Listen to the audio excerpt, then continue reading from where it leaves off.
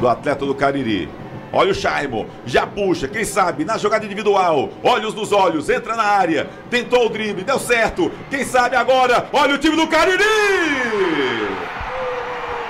Vibra, agita, faz a festa! Gol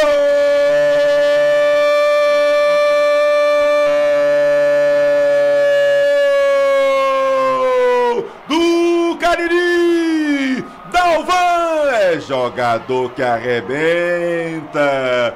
O Chaimon foi decisivo. Chamou pro baile. Vem dançar comigo. Ele fez fila, driblou, entrou na grande área. Tocou voltando. Chega, Dalvan. Toma, Dalvan.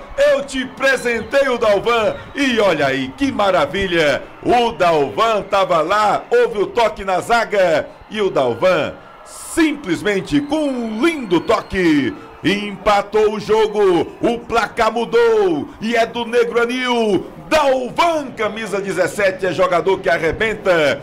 Tudo igual na Arena Romeirão.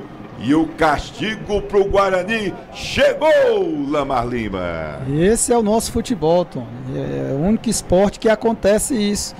E a gente vinha batendo na tecla por onde se deve jogar. Você vê que a jogada foi de fundo, foi do lado do campo, uma jogada individual, a bola foi jogada, essa bola para trás, bateu na zaga do Guarani e sobrou no Dalvan, que é um jogador que pisa na área, que está ali perto do gol.